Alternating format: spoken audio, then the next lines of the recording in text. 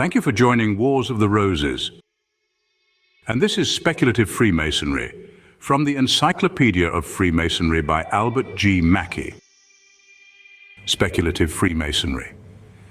The lectures of the Symbolic Degrees instruct the neophyte in the difference between the operative and the speculative divisions of Freemasonry. They tell him that we work in speculative masonry, but our ancient brethren wrought in both operative and speculative. The distinction between an operative art and a speculative science is therefore familiar to all Freemasons from their early instructions. To the Freemason, this operative art has been symbolized in that intellectual deduction from it which has been correctly called speculative Freemasonry. At one time, each was an integral part of one undivided system. Not that the period ever existed when every operative Mason was acquainted with or initiated into the speculative science. Even now, there are thousands of skillful artisans who know as little of that as they do of the Hebrew language which was spoken by its founder. But operative masonry was, in the inception of our history, and is in some measure even now, the skeleton upon which was strung the living muscles and tendons and nerves of the speculative system. It was the block of marble, rude and unpolished it may have been, from which was sculptured the life-breathing statue. Speculative masonry, which is but another name for Freemasonry in its modern acceptation, may be briefly defined as the scientific application and the religious consecration of the rules and principles, the language, the implements and materials of operative masonry to the veneration of God, the purification of the heart, and the inculcation of the dogmas of a religious philosophy.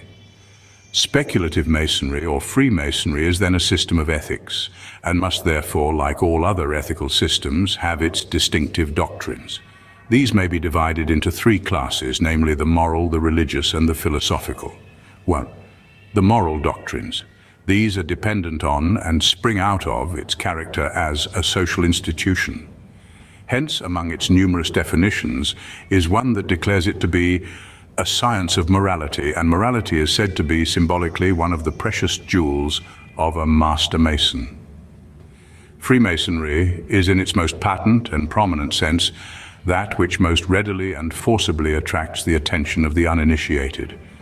A fraternity, an association of men bound together by a peculiar tie, and therefore it is essential to its successful existence that it should, as it does, inculcate at the very threshold of its teachings, obligation of kindness, man's duty to his neighbor.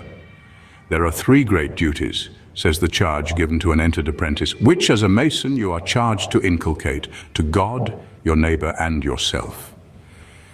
And the duty to our neighbor is said to be that we should act upon the square and do unto him as we wish that he should do unto ourselves.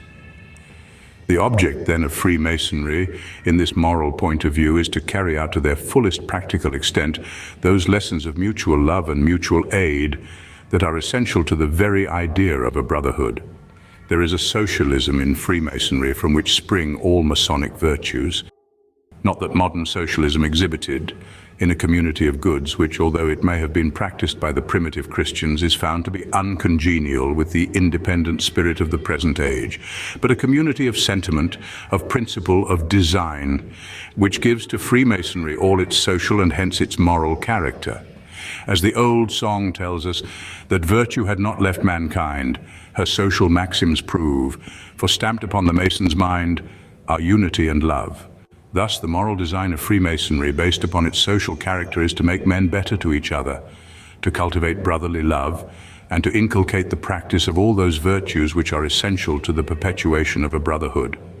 A Freemason is bound, say the old charges, to obey the moral law, and of this law the very keystone is the divine precept, the golden rule of our Lord, to do unto others as we would that they should do unto us. To relieve the distressed, to give good counsel to the erring, to speak well of the absent, to observe temperance in the indulgence of appetite, to bear evil with fortitude, to be prudent in life and conversation, and to dispense justice to all men, are duties that are inculcated on every Freemason by the moral doctrines of his order. These doctrines of morality are not of recent origin.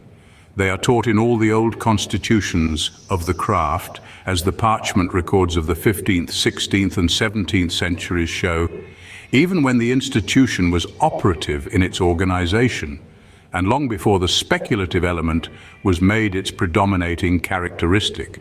Thus, these old charges tell us, almost all of them in the same words, that Freemasons shall be true, each one to other, that is to say, to every Mason of the science of Masonry that are Masons allowed, ye shall do to them as ye would that they should do unto you. 2. The religious doctrines of Freemasonry are very simple and self-evident. They are darkened by no perplexities of sectarian theology, but stand out in the broad light, intelligible and acceptable by all minds. For they ask only for a belief in God and in the immortality of the soul. He who denies these tenets can be no Freemason, for the religious doctrines of the institution significantly impress them in every part of its instructions.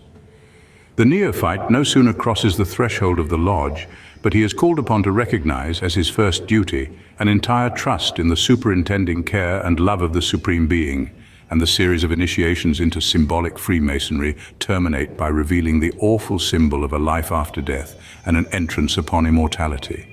Now this and the former class of doctrines are intimately connected and mutually dependent. For we must first know and feel the universal fatherhood of God before we can rightly appreciate the universal brotherhood of man. Hence the old records already alluded to, which show us what was the condition of the craft in the Middle Ages, exhibit an eminently religious spirit.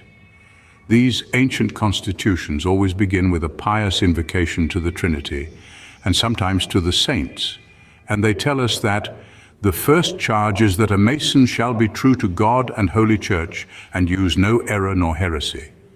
And the charges published in 1723, which professes to be a compilation made from those older records, prescribe that a Freemason, while left to his particular opinions, must be of that religion in which all men agree, that is to say, the religion which teaches the existence of God and an eternal life.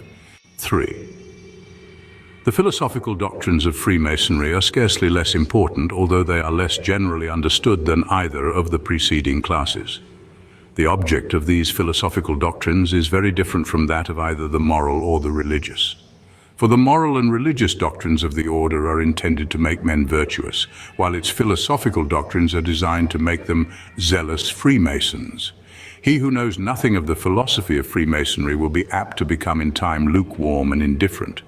But he who devotes himself to its contemplation will feel an ever-increasing ardor in the study.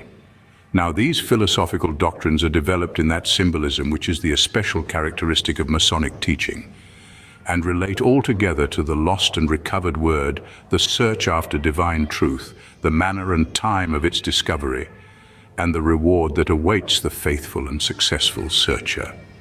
Such a philosophy far surpasses the abstract quiddities of metaphysicians. It brings us into close relation to the profound thought of the ancient world and makes us familiar with every subject of mental science that lies within the grasp of the human intellect. So that, in conclusion, we find that the moral, religious, and philosophical doctrines of Freemasonry respectively relate to the social, the eternal, and the intellectual progress of man. Finally, it must be observed that while the old operative institution, which was the cradle and forerunner of the speculative as we now have it, taught abundantly in its constitutions the moral and religious doctrines of which we have been treating, it makes no reference to the philosophical doctrines. That our operative predecessors were well acquainted with the science of symbolism is evident from the architectural ornaments of the buildings which they erected, but they do not seem to have applied its principles to any great extent to the elucidation of their moral and religious teachings. At least we find nothing said of this symbolic philosophy in the old records that are extant. And whether the operative Masons were reticent on this subject from choice or from ignorance, we may lay it down as an axiom not easily to be controverted, that the philosophic doctrines of the order are altogether a development of the system for which we are indebted solely to speculative Freemasonry. Thank you for watching, and please don't forget to share, like, subscribe, and comment. And if you can, please consider donating to Wars of the Roses. Links to PayPal and Patreon are in the description. Thank you so very much.